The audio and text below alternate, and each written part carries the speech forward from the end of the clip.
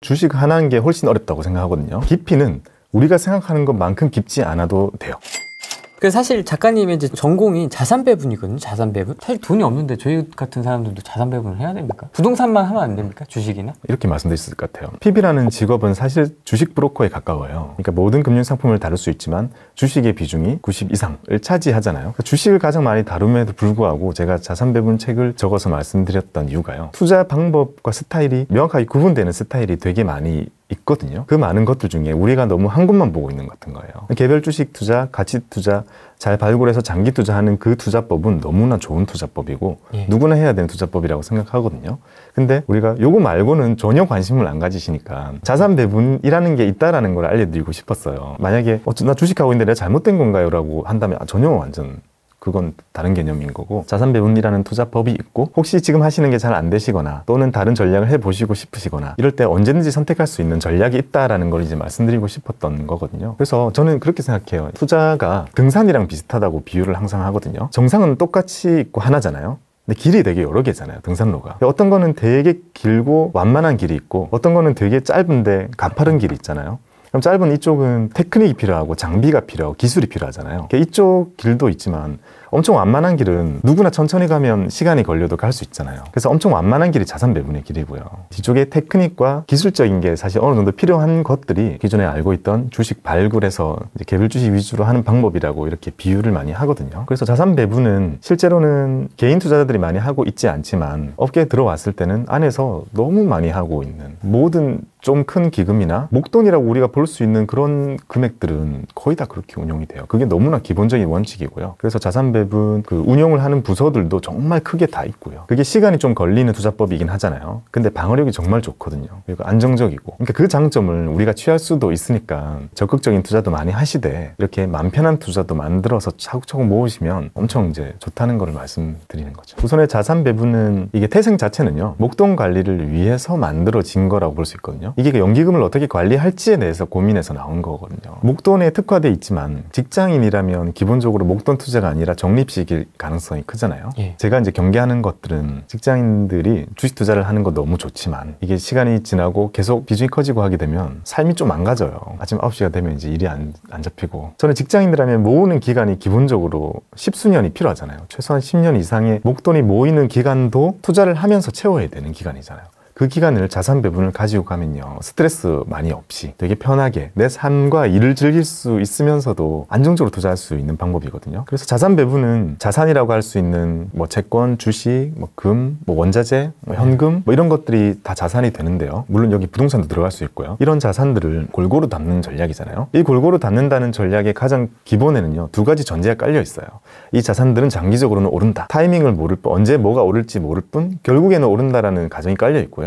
그 다음 두 번째는 내가 타이밍을 맞출 수 없다라는 가정이 있어요. 그래서 그 두 개의 가정이라는 건 사람을 되게 편안하게 만들 수 있는 가정이잖아요, 투자자를요. 그래서 자산 배분 비율을 정해놓고 그 비율대로 매월 일정 금액씩 저축을 계속 해 가다 보면요, 그 기간 동안 목돈을 모이는 기간 동안에는 엄청 많은 일들이 생길 거예요. 그럼 내가 가지고 있는 것 중에 어떤 건 오르고 어떤 건 떨어지고 몇 년이 지났을 때는 또 어떤 건 오르고 떨어지고 막 치고받고 하지만 결국 지났을 때는 모든 자산들이 그런 굴곡들을 다 이겨내고 많이 모여 있게 되는 거거든요. 그래서 자산 배분은 직장인이시라면 삶을 위해 커리어가 더 중요하잖아요, 사실. 그때는요. 커리어에 전혀 방해받지 않으면서 내가 정말 신경 안 쓰면서도 투자를 적극적으로 하면서도 많이 모을 수 있는 방법이 자산 배분이에요.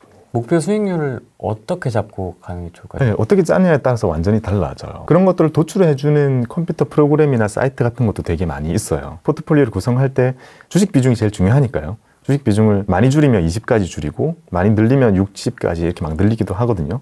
이걸 줄이다 보면 목표 수익률이 거기에 맞게 이제 막 움직이게 돼서 성향에 맞게 짜서 하는 게 좋기는 해요. 젊은 사람들이고 아직 시작 단계에서 좀 더 소액이고 장기적으로 분할 매수를 할 생각이 있으시고 하면 조금 더 액티브하게 짜서 쭉쭉쭉 담으셔도 괜찮을 거예요. 그러니까 자산 배분의 그 포트폴리오 비율이 중요하잖아요, 결국에요. 그 비율이 이미 과거부터 이미 오래 연구되어 오고 예를 들면 미국 같은 데는 저희가 태어날 때쯤에 이미 자산 배분에 대한 논의가 엄청 많이 이루어졌으니까요. 그런 자산 배분 그 보고서나 이런 레포트에 의하면요. 포트폴리오 수익률을 결정짓는 것에 한 92% 정도가요. 어떤 비율이냐가 결정짓고 어떤 종목을 샀느냐, 언제 샀느냐는 한 5% 정도를 이제 결과를 미친다고 적혀 있어요. 그러니까 좋은 비율을 오래 가지고 가면 종목 선택이나 이런 것들은 상쇄가 돼서 사라지는 거죠. 그래서 비율을 이렇게 만들고 오랫동안 연구하고 실제로 운용해서 많이 알려져 있는 황금 비율들이 많이 있어요. 가장 대표적인 게 이제 레이 달리오의 올웨더 포트폴리오 같은 게 실제로도 그렇게 운용이 되고 있고 좋은 결과가 많이 나왔었기 때문에 그 비중대로 투자를 했더니 과거 뭐 40년 동안 뭐 4분밖에 손실이 안 났다, 횟수로 봤을 때. 그런 레코드가 다 있거든요.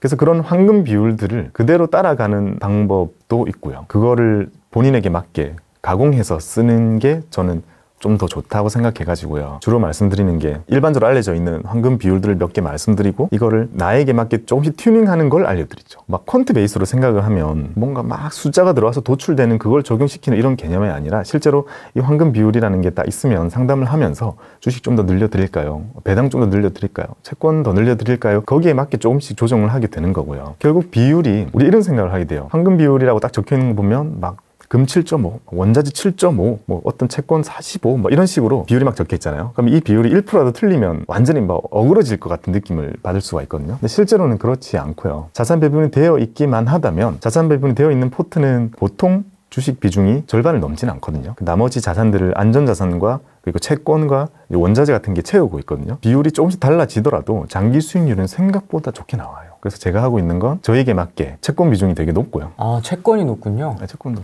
자산 배분 포트가 거의 다 그래요. 채권 비중이 높고요. 그리고 저는 이제 한국 투자자 입장에서 저런 거를 가공해서 쓰다 보니까 현금과 달러가 구분되어 있어요. 달러도 별도로 할애해가지고 달러를 모으고 있고 그 일반적인 주식 비중이랑 배당을 받기 위한 자산을 또 분리해가지고 섞어놨어요. 그래서 보통은 채권이랑 주식이랑 금이랑 원자재, 현금 이렇게 5가지를 쓰는데요. 저는 여기다가 이제 달러랑 배당까지 따로 분리해가지고 가공해서 쓰고 있어요. 작가님 스타일이네요, 그게 이제. 네, 제 스타일이에요. 배당과 그런 것까지 추가를 해가지고. 네. 그래서 누가 막 그런 얘기 또 해요. 막 이게 황금 비율인 거냐? 이게 막 뭔가 연구를 통해서 찾아낸 최적의 황금 비율인 거냐? 이걸 따라하면 되냐? 그런 게 있겠어요. 그렇죠, 그렇죠. 다 사람마다도 다르고. 네. 이건 제가 좋아하고 저에게 맞게 하다 보니까 이제 갖춰진 거고 이대로라면 계속 전 노동을 통해서 벌어서 붙는 투자잖아요. 이게 결국.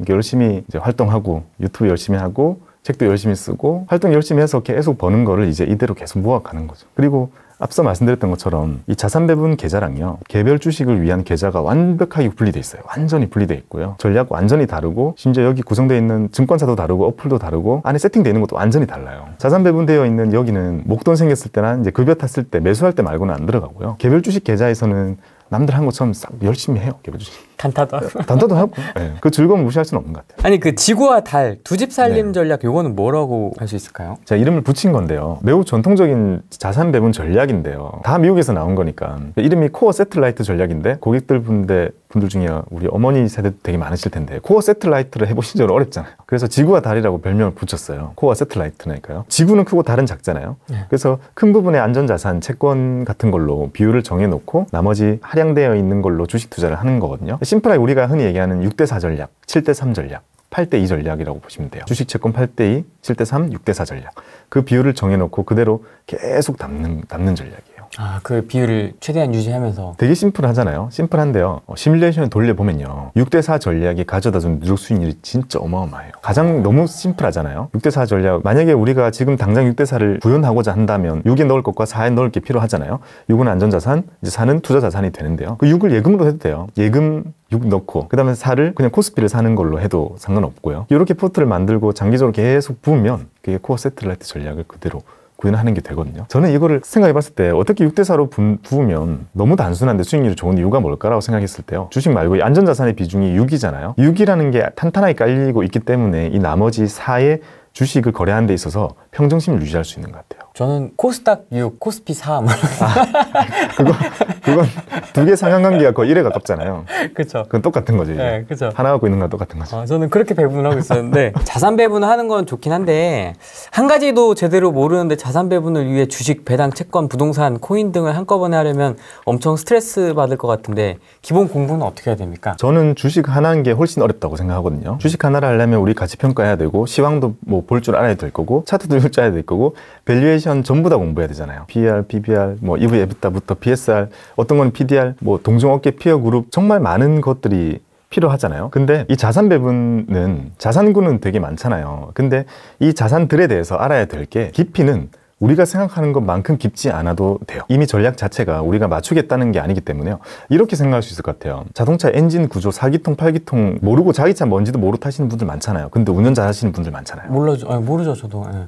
그러니까 내가 가진 차의 셰시는 알루미늄인가 스틸인가, 내가 가진 서스펜션은 뭐 메퍼슨인가 WC-본인가 이런 거를 모르더라도 운전은 잘할 수 있잖아요. 네. 그랑 비슷한 것 같아요. 그러니까 이거를 우리가 접근하는 그 눈 자체를 엔지니어적으로 접근하게 되면 이 자산 배분 포트폴리오는 아예 너무 어려운 영역이 되지만요. 우리가 이걸 타고 운전하는 소비자 입장, 운전자의 입장에서 본다면 자산 배분 포트는 아주 편안한 차가 될 수 있어요. 그러니까 공부를 안 하면 안 되겠죠. 해야 되지만 각 자산군들에 대해서 성격이나 이런 것들을 주식 하나를 깊이 공부하는 것만큼 그렇게 깊이는 들어가지 않아도 되고요. 그리고 이 자산들에 대해서 각각 공부하는 거는 정보가 흩어져 있긴 해요. 좀 흩어져 있긴 해요. 그걸 모으는 게 쉽지 않은 거긴 한데요. 그런 찾는 노력이 어느 정도 필요하긴 해요. 다 흩어져 있어서 제가 그걸 모아드리는 노력도 한번 해보고 싶은 생각이 들 만큼요. 이런 자산들에 대한 공부는 흩어져 있는 정보를 모으는 노력은 지금 스스로 좀 해야 되는 거긴 한데요. 적어도 그때는 안에만 있던 게 지금은 숨어 있긴 하지만 열려 있잖아요. 그래서 그때보다는 좋은 시점이죠.